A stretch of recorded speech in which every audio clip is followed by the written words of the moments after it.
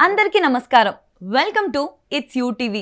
గత 15 సంవత్సరాలుగా 30,000 జాతకాలకు పైగా పరిశీలన చేసిన అనుభవం ఉన్న ప్రముఖ ఆధ్యాత్మికవేత్త జ్యోతిష్య పండితులు బ్రహ్మశ్రీ నందిపట్ల శ్రీహరి శర్మ గురువు గారు మనతో పాటు ఉన్నారు. అసలు కార్తీక మాసం అంటేనే పుణ్యమాసం కదా. మరి అలాంటి కార్తీక మాసంలో విశేషమైన మహోన్నతమైన రోజుల గురించి ఈ రోజు తెలుసుకుందాం. అంతేకాదు వ్రత విధానాల గురించి, పాటించవలసిన నియమాల గురించి, ఇంకా మనకుండే జాతకరీత్యా దోషాలు ఏవైతే ఉంటాయో ఆ దోషాలు తొలగించుకునేందుకు చేసేటువంటి పరిహారాలు, దానాల గురించి గురుగారితో మాట్లాడి తెలుసుకునే ప్రయత్నం చేద్దాం. నమస్కారం గురుగారు. వాగర్థావివ సంపృక్తౌ వాగర్థ ప్రతిపత్తయే జగతః పితరౌ వందే పార్వతీ పరమేశ్వరౌ ఆదిత్యాయ చ సోమాయ మంగళాయ బుధాయ చ గురు శుక్ర శనిభ్యశ్చ రాహవే కేతవే నమః. శృంగేరి జగద్గురు పీఠాధిపతులకి, కంచి పీఠాధిపతులకి నమస్కారములు తెలియజేసుకుంటూ కార్యక్రమాన్ని ప్రారంభిద్దాం. గురుగారు, ఈ నెల 30వ తారీఖున చాలా విశేషమైన రోజు అని అంటున్నారు కదా. అసలు ఏంట విశేషమైన రోజు? కార్తీక మాసం అంటేనే పరమ పుణ్యప్రదమైనటువంటి మాసం. ఇందులో ప్రతిరోజు కూడా ఏదో ఒక విశేషం అనేటువంటిది ఉంటుంది. అంటే మిగతా మాసాలలోకెల్లా కార్తీక మాసం ఎందుకంత పవిత్రమైనది, పుణ్యమైనది అని అంటే, ప్రతి మానవుడు కూడా ఏదో ఒక సంకల్పం నెరవేరాలనేటువంటి ఆలోచనతో దైవాన్ని ప్రార్థిస్తాడు. అన్ని మాసాలలో చాలా మటుకు కోరికలు నెరవేర్చుకోవడానికి సంబంధించినటువంటి మాసాలైతే కేవలం పుణ్యాన్ని సంపాదించుకునే మాసమే కార్తీక మాసం. ఈ కార్తీక మాసంలో కోరికల కోసం ఏమి చేయరమ్మా, అంతా పుణ్యము, పాపనాశనము. కాబట్టి ఇందులో ఈ కార్తీక మాసము శివకేశవులకి భేదము లేదని చెప్పి మనకు శాస్త్రం. ఈ కార్తీక మాసం అంతా విష్ణువుని దామోదరుడు అనే నామంతో పిలిస్తే, ఎక్కువగా మన దక్షిణాది ప్రాంతంలో శివారాధన ఎక్కువగా చేస్తారు. ఎందుకంటే కృత్తికా నక్షత్రంతో కూడుకున్నటువంటి పౌర్ణమి వస్తుంది కాబట్టి, ఈ కృత్తికకి అగ్ని అధిపతి కాబట్టి, ఇలా శివుడికి సంబంధమైనటువంటిదిగా, ఎక్కువగా చెప్పాలి అంటే విష్ణు సంబంధమైనటువంటిది కూడా. అంటే ఆషాఢ శుద్ధ ఏకాదశి రోజున తొలి ఏకాదశి అయితే, ఈ యొక్క కార్తీక శుద్ధ ఏకాదశి రోజున విష్ణు భగవానుడు నిద్ర నుండి మేల్కొంటాడు, యోగ నిద్ర నుండి మేల్కొంటాడు. అది ఉత్థాన ఏకాదశి లేదా ప్రబోధిన్య ఏకాదశి అని పిలుస్తారు. అంటే శివకేశవులకి ఇద్దరికీ కూడా సమానమైనటువంటిది. అందున కేశవుడి అనగా విష్ణు నక్షత్రమైనటువంటి శ్రవణ నక్షత్రం కనుక ఉన్నటువంటి రోజున దానిని కోటి సోమవారము అని అంటారు. కాబట్టి ఈ కోటి సోమవారం అనేటువంటిది ఈ కార్తీక మాసంలో 30వ తారీఖు రోజున వస్తుంది. కాబట్టి ఈ కోటి సోమవారం రోజున కొన్ని పరిహారాలు కనుక మానవుడు కనుక పాటించినట్లయితే సమస్తమైనటువంటి పాపములు, సంచిత పురాకృత ప్రారబ్ధ, తెలిసి తెలియక రహస్యంగా చేసిన పాపములన్నీ కూడా ఈ కోటి సోమవారం రోజున తీరిపోతాయని చెప్పవచ్చు. అంటే పాపములు తొలగిపోతాయి, పుణ్యాన్ని సంపాదించుకుంటారని చెప్పవచ్చు. అంటే కోటి సోమవారం యొక్క విశిష్టత ఇదే అంటారు. ఇంకేమైనా విశేషం కూడా ఉందా గురుగారు దీని యొక్క విశిష్టత? అంటే చాలామంది కోటి సోమవారం అని అంటే మనకు శాస్త్రంలో 3 విధాలుగా వస్తుంది కోటి సోమవారం. మొట్టమొదటిది అంటే మనకు సాధారణమైనట్టుగా చెప్పాలి అంటే, కోటి సోమవారానికి సంబంధం కాదమ్మా. చాలామంది వీక్షించేటువంటి మన యూటీవీ ఆధ్యాత్మిక ప్రేక్షకుల్లో చాలామందికి ఉండేటువంటి సందేహం, 30వ తారీఖేమో గురువారం అయిందా, మరి ఈ గురువారం నాడు కోటి సోమవారం అంటారు, సోమవారం లింక్ సోమవారం రాలేదు కదా అని అంటారు. అంటే కార్తీక మాసములో విష్ణు నక్షత్రమైనటువంటి శ్రవణ నక్షత్రం ఉన్నటువంటి రోజున కోటి సోమవారము అని అంటారు. ఈ కోటి సోమవారము శ్రవణ నక్షత్రము దానికంటే చాలా ఎక్కువ పుణ్య ఫలితాన్ని ఇచ్చేటువంటిది సప్తమి తిథి శ్రవణ నక్షత్రం కలిసి వచ్చినటువంటి రోజున అది మహా గొప్ప కోటి సోమవారం. వీటికంటే బలమైనటువంటిది ఏంటనంటే చాలా అరుదుగా వస్తుంది. సోమవారము, సప్తమి తిథి, శ్రవణ నక్షత్రం, ఈ 3 కలిసి వస్తే అది మహాకోటి సోమవారం అని అంటారు. ఇది ఎప్పుడో నాకు తెలిసి ఒక 2 లేదా 3 సంవత్సరాల క్రిందట వచ్చినటువంటి సందర్భం. అయితే వీక్షించేటువంటి ప్రేక్షకులు కూడా సోమవారమే రావాలి అని ఏమీ లేదండి, సప్తమి తిథే అని లేదు. శ్రవణ నక్షత్రం ఏ రోజున ఉంటే కనుక అది కోటి సోమవారమే. అంటే కోటి సోమవారము అనేటువంటిది అంటే ఏంటంటేనమ్మా, మనము సాధారణంగా కార్తీక మాసంలో సోమవార వ్రతాన్ని ఆచరిస్తాం. మహా అయితే ఎన్ని ఉంటాయమ్మా ఒక మాసంలో? 4 లేదా 5 సోమవారాలు ఉంటాయి. కోటి సోమవారం అని ఎందుకు అన్నారంటే ఈ యొక్క కోటి సోమవారం రోజున చేసేటువంటి శ్రవణ నక్షత్రం ఉండేటువంటి రోజున చేసేటువంటి జపము కానీ దానము కానీ అభిషేకము కానీ పూజ కానీ అర్చన కానీ ఏదైనా కోటి రెట్ల ఫలితాన్ని ఇస్తుంది. అంతేకాకుండా మానవుడు ఒక 100 సంవత్సరాలు జీవించాడు అనుకుందాం. 100 సంవత్సరాలలో 100 ఇంటూ 4 అంటే 400 సోమవారాలే ఉపవాసం ఉండగలుగుతాడు పుట్టిన రోజు నుంచి అనుకుందాం. ఇప్పుడు కోటి సోమవారాలు కావాలి అని అంటే 400 ఇంటూ ఎన్ని చేయాలి? 25,000 సంవత్సరాలు. 25,000 సంవత్సరాల పాటు జీవించి ఉండి ఉపవాసం ఉంటే అప్పుడు కోటి సోమవారాలు ఫలితం దక్కుతుంది. మరి మన కలియుగంలో మానవులకి 400 సంవత్సరాలు జీవిస్తామా? 25,000 సంవత్సరాలు జీవించలేము. కాబట్టి అరుదుగా వచ్చేటువంటి శ్రవణ నక్షత్రం ఉన్నటువంటి 30వ తారీఖు రోజున ఈ కోటి సోమవారాలలో దానములు చేయాలి, ఉపవాస నియమాన్ని పాటించాలి, శివ విష్ణు ఆరాధన చేయాలి. అలాగే ఈ సంబంధించినటువంటి దానములు కూడా చేయమని శాస్త్రం. అందుకే వీక్షించేటువంటి ప్రేక్షకులు కూడా ఈ కార్తీక మాసం అంతా కూడా పుణ్యాన్ని సంపాదించుకునేటువంటి మాసము, పాపనాశనము కలిగించేటువంటి మాసము. పాపరాశి తరిగిపోయి పుణ్యరాశి పెరిగితే మన సంకల్పం, మన కోరికలు, మన జీవితంలో ఏం సాధించుకోవాలనుకున్నామో అవన్నీ భగవంతుడు మనకు అడగకుండానే అందిస్తాడు. కాబట్టి ఇటువంటి సంబంధించి కార్తీక మాసంలో 5వ తారీఖు కార్తీక పౌర్ణమి అయింది, 6వ తారీఖు పద్మక యోగం కలిసినటువంటిది. కాబట్టి మన పీఠమాధ్వర్యంలో మహామహిమాన్వితమైనటువంటి కాశీక్షేత్రములో ఈ యొక్క కాశీక్షేత్రములో జాతకరీత్యా కలుగు విద్య, వివాహ, ఉద్యోగ, దాంపత్య, అనారోగ్య సమస్యల నివారణకి, మరియు ఈ నెల గురువు, రవి, శుక్ర, బుధ అనే గ్రహాలు చాలా మారుతున్నాయి. ఈ గ్రహ ప్రభావం వల్ల 12 రాశుల వారికి సంబంధించినటువంటి కొన్ని ఇబ్బందికర పరిస్థితులు కలుగుతాయి.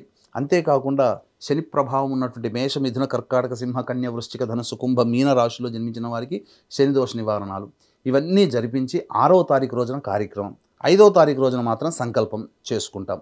6వ తారీఖు రోజున మధ్యాహ్నం 3 గంటల తర్వాత కార్యక్రమం ప్రారంభమవుతుంది. సర్వదోష నివారణ పూజలు, హోమాలు. కాబట్టి ఈ కార్యక్రమంలో మీరు గోత్రనామాలు నమోదు చేసుకునేవాళ్ళు 6వ తారీఖు మధ్యాహ్నం 2 గంటల లోపల మీరు నమోదు చేసుకోవచ్చు. ఈ కార్యక్రమంలో నమోదు చేసుకున్నటువంటి వాళ్ళకి శక్తిపాతము చేసినటువంటి, కాశీలో శక్తిపాతము చేసినటువంటి కరుంగలి మాల మీకు ఇవ్వడం జరుగుతుంది. అవకాశం ఉన్న వాళ్ళు కార్యక్రమం తదనంతరం కాంటాక్ట్ చేసి 5వ తారీఖు రోజున సంకల్పంలోనే చేసుకోవచ్చు, లేదా 6వ తారీఖు మధ్యాహ్నం 2 గంటల లోపలైనా కానీ మీ గోత్రనామాలు నమోదు చేసుకోవచ్చు.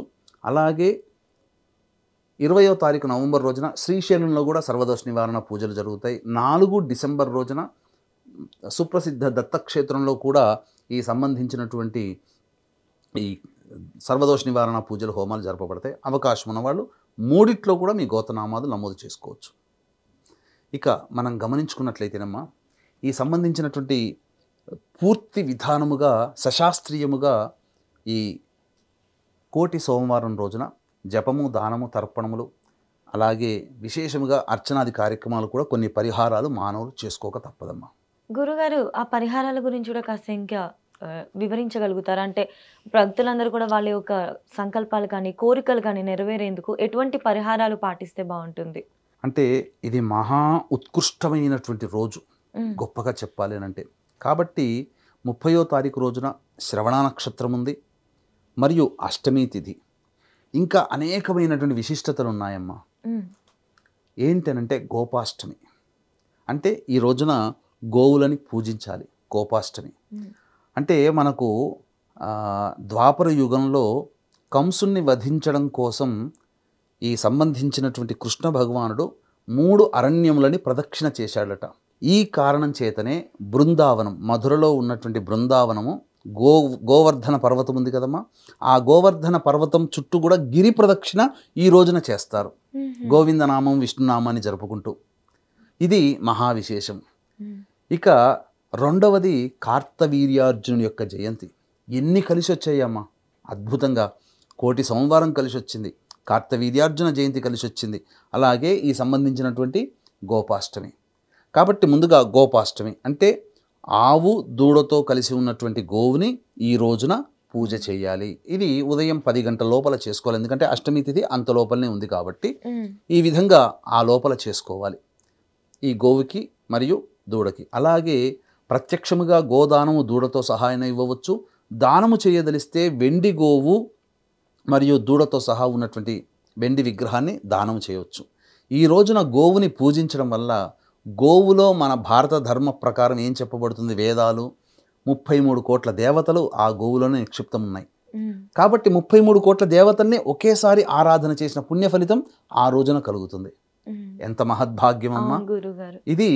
గో ఆరాధన వల్ల చేసేటువంటిది. గోదానం చేస్తే మహావిశేషం. ఈ రోజున కూడా అష్టమి తిథి లోపల ఎవరైతే గోదానం చేస్తారో ఆ గోవుకి ఎన్ని వెంట్రుకలు ఉంటాయో అన్ని సంవత్సరాల పాటు వాళ్ళ పితృదేవతలు స్వర్గములో నివసిస్తారు అని చెప్పి మనకు వేద ప్రమాణమే ఉంది.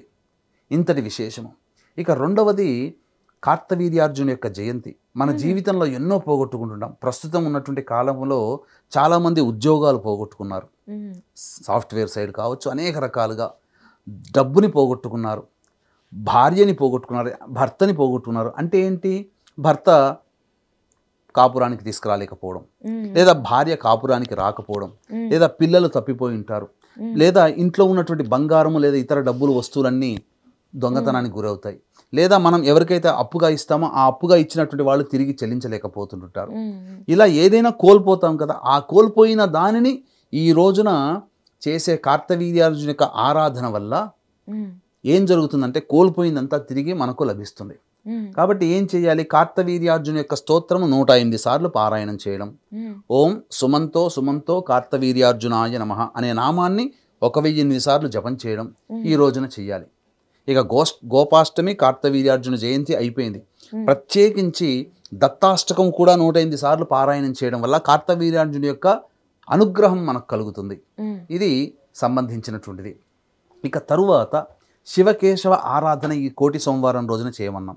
ముఖ్యంగా ఈ కోటి సోమవారం అనేటువంటి 30వ తారీఖు రోజున ఎవరైతే ఉపవాస నియమాన్ని పాటిస్తారో వారు కోటి సోమవారాలు, మనం 25,000 సంవత్సరాలు జీవించే అవకాశం మనకు లేదమ్మా. కాబట్టి మహా అయితే 70-80 సంవత్సరాలు ప్రతి మానవుడు జీవించేది. కాబట్టి ఈ సందర్భంగా కోటి సోమవారాలు చేసేటువంటి ఆ ఉపవాసం లభించాలంటే ఎన్ని వేల సార్లు మానవుడి జన్మ ఎత్తాలి? అన్నిసార్లు మానవుడి జన్మ ఎత్తుతామా? మనం చేసిన పాపపుణ్యాలకి ఎత్తలేం. కాబట్టి ఇటువంటి సందర్భంగా ఈ 30వ తారీఖు రోజున సూర్యోదయం కంటే నిద్రలేచి కాలకృత్యాదులు తీర్చుకొని ఇంట్లో దీపారాధన, అలాగే తులసి చెట్టు దగ్గర దీపారాధన చేసి విష్ణు సహస్రనామ పారాయణము, శివ సహస్రనామ పారాయణం చేయడం.